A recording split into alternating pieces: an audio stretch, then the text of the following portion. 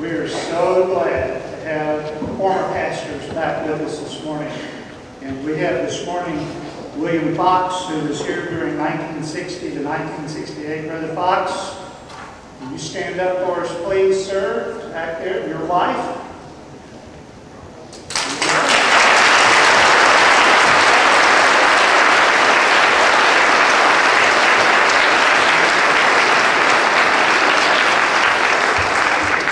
Is it in Murfreesboro where y'all live? Is that right? And we're glad that you all made a special trip to be home again and with us today. And I've heard a lot of good things about you, Brother Fox, and we're glad that you're here. Brother Fox has had a stroke, and we have given the pastors an opportunity to speak. But, he wasn't sure, how comfortable he would be standing up here and speaking, even though he does great. But his son, David, is going to come and represent him and share some words from his dad. David, we welcome you and thank you for coming home.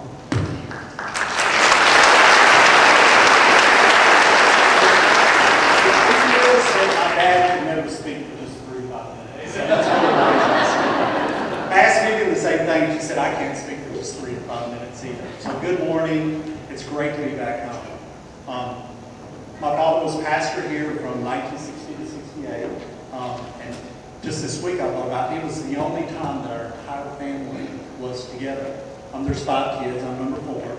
And if you remember the parsonage or have seen pictures of the parsonage, that's 7 people living in that house. Vivian reminded me that there were 3 bathrooms growing up. There was 1 in the parsonage and 2 in the church. And when we left in 1968, we were all very proud of being from First Baptist Church, Antioch. For years in Sunday school, we would talk about Antioch. I would always say, my dad used to preach there. And all the other kids were very impressed.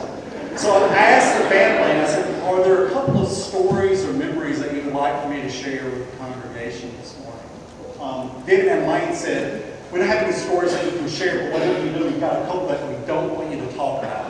Okay, so don't talk about Steve Hawkins coming over to our house in the middle of the night with gun pulled, ready to face down an intruder that turned out to be a bird in the basement. And she said, whatever you do, don't talk about that dog that we begged Dad to have forever. And he finally relented, and then one Sunday morning, the dog ran over here and bit one of the prisoners. So I'm not going to talk about those. I promise we wouldn't.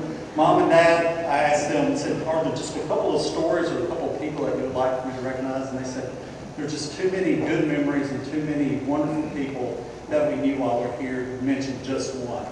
I did ask Dad how many baptisms and how many weddings that he did while he was here during those 8 years. And he said, well, if you want to hold on a minute, I'll get my journal and we'll count them up. So I said, I think we can just leave it at a lot. My dad was a great preacher. Those that were here during that time know what a great preacher he was. And he was a young man. Now, he wasn't 15. He'll tell you he was 15 when he started here at 1960. He was a little bit older than that. He was in his late 20s. But as good a preacher as my father was, he was an even better minister. I don't think there was ever a need that my dad wasn't available for one of the church members. He was always there. I know that some of the local hospitals used to say that they thought my dad worked there because he was there all the time. But I know that coming back is very special for my dad and my mom. It's very special for me. 40 years is a long time, and lots changed in this church. This is a wonderful building. I remember worshiping in the old church. I know while my dad was here, they built a new education building, but you would never get that out of my dad. It was always about God's Word. Mom said I was not allowed to use the word old or older. So I'll just say that some of you look wiser. I'm not sure how wise I look, but you guys certainly that were here during that time look a lot wiser. Some more wise than others. But Dad always reminds me when I talk about how much things have changed, how much things have changed in this community and this country. And he says, you know what, though? Some things never change. God's Word never changes. God's promises, they never change. And God's love for His people, that never changes. And His love endures forever. Thank you so much for the opportunity to be here. We are very honored and look forward to making new friends and reconnecting with other friends.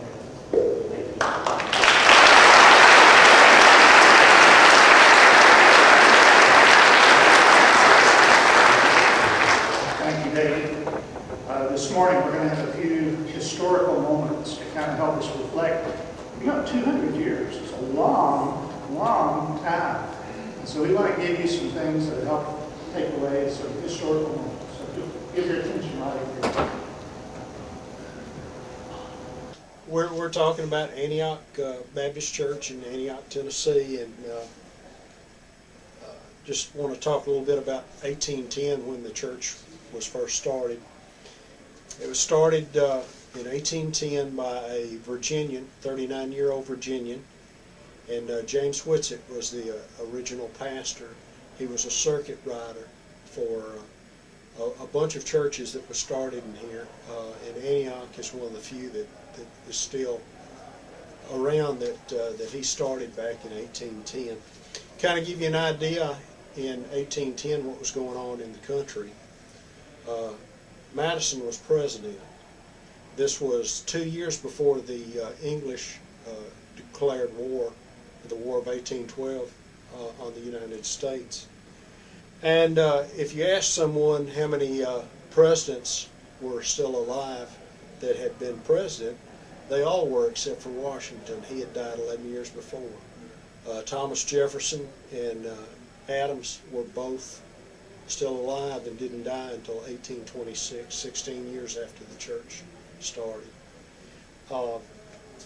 In the world events, Napoleon and Josephine was getting a divorce at that time. There were 7.2 million people in the United States, and there's what, 350 million now. So we were pretty small. The Declaration of Independence had been signed 34 years before, and they were taking the third census of the United States. The first church that Antioch had was built across the road over here. It was 40 by 60. It was made out of logs, a log cabin. And it was that way. No one really knows what it looked like or anything. There's no pictures or renditions or anything of it. And it stayed that way until around 1850 when the railroads came through Antioch. In 1851, a brick church was built, and it was built two-story. It was yellow brick. And actually, years ago, in digging over there, dug up some of the old yellow brick. But it was yellow brick, two-story, and there's a lot of history just in the building itself. It stayed there until the Civil War in 1861. The war in 1861, there were two groups of Confederate forces that was formed around Antioch. One was the 20th Tennessee Infantry, and the other was Gaulden's 11th Cavalry. And a lot of the men of the church served in either of those units. The 20th Tennessee left this area with 1,078 men in 1861. And in 1865, when they surrendered in Greensboro, North Carolina, there were 34 men that surrendered. Didn't mean everyone was killed, but there were 34 men left with the unit. And probably through the 1860s and 1870s, this was a church of widows and orphans. During this time, it was a tough time. People farmed, a lot of agriculture and all. A lot of disease. Cholera. There were 6 cholera epidemics, and people would send their children out to the country. The old cemetery across the way, there used to be some old tombstones in 1833, and that's when the cholera epidemic first hit Nashville. And it was transferred through hogs, and people let hogs run downtown to eat the trash. So that's why there were the cholera outbreaks. There was one in 1833. There was one in 1849, and President Polk died from cholera living downtown Nashville. In 1873, there was another big cholera outbreak, and probably a lot of folks came out here to Antioch to stay, to be away from downtown. There were 26,000 people living in Nashville at that time, and of those 26,000 people, that year, or the month of June, there were 650 died. If there was a pandemic in Nashville now, with the equivalent population of Nashville, that would be about like 160,000 people dying in Nashville. The church grew. One of the gentlemen that was a lay minister in 1902, 1903 was Thomas Blackman Baker. Tom Baker, he is my namesake, and was pastor. This is March 22nd, 1903. This is from what his sermon was to be about. It was the message, Paul's message to the Ephesians. There were 5 teachers present, 3 absent. There were 43 scholars present and 16 absent. And it was a cool and cloudy day, and the birthday offering was 5 cents for that sermon. His dad had been one of the men that had left with the Confederate Army and never came home. He was one of the kids that had been a orphan from the Civil War, or at least had lost his dad in the Civil War. He preached, and there were other preachers. Brother Kuykendall came, and this was a little bit later on, and we'll talk about from the 1910 on the next section.